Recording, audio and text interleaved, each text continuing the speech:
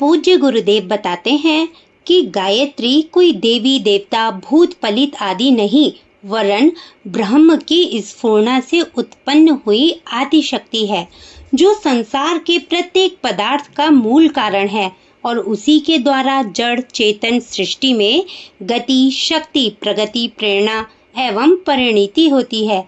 जैसे घर में रखे हुए रेडियो यंत्र का संबंध विश्वव्यापी ईथर तरंगों से स्थापित करके देश विदेशों में होने वाले प्रत्येक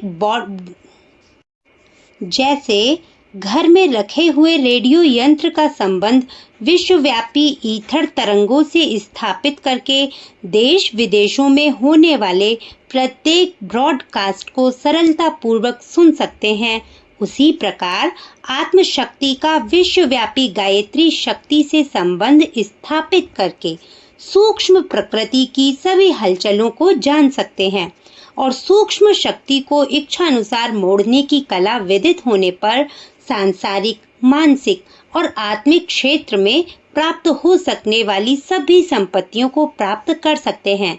जिस मार्ग से ये सब हो सकता है उसका नाम है साधना।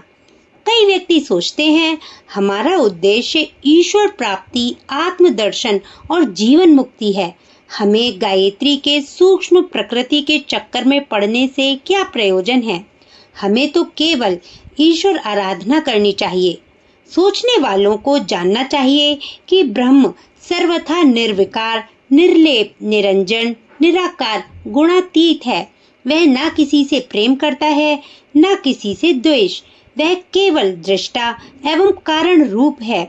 उस तक सीधी पहुंच नहीं हो सकती, क्योंकि जीव और ब्रह्म के बीच सूक्ष्म प्रकृति का सघन आच्छादन है। इस आच्छादन को पार करने के लिए प्रकृति के साधनों से ही कार्य करना पड़ेगा।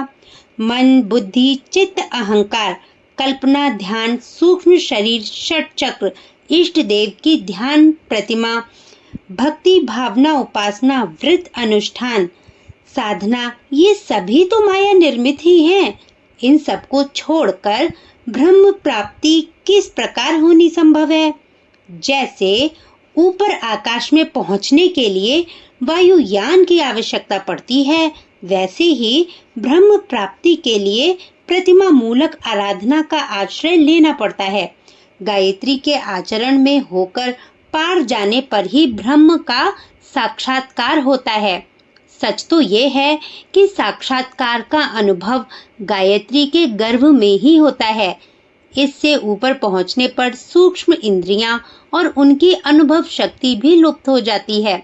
इसलिए मुक्ति और ईश्वर प्राप्ति चाहने वाले भी गायत्री मिश्रित ब्रह्म की, राधे श्याम, सीताराम, लक्ष्मी नारायण की ही उपासना करते हैं। निर्विकार ब्रह्म का सायुज्य तो तभी होगा जब ब्रह्म बहुत से एक होने की इच्छा करेगा और सब आत्माओं को समेटकर अपने में धारण कर लेगा। उससे पूर्व सब आत्माओं का सविकार ब्रह्म में ही सामीप्य, सारूप्य, सायुज्य आदि हो सकता है। इस प्रकार गायत्री मिश्रित सविकार ब्रह्म ही हमारा उपास्य रह जाता है।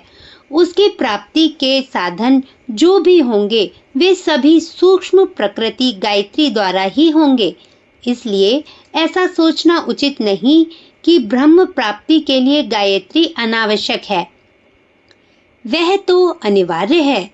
नाम से कोई उपेक्षा या विरोध करे, ये उसकी इच्छा पर गायत्री तत्व से बचकर अन्य मार्ग से जाना असंभव है। कई व्यक्ति कहते हैं कि हम निष्काम साधना करते हैं, हमें किसी फल की कामना नहीं, फिर सूक्ष्म प्रकृति का आश्रय क्यों लें? ऐसे लोगों को जानना चाहिए कि निष्काम साधना का अर्थ भौतिक लाभ न चाहकर आत्मिक साधना का है।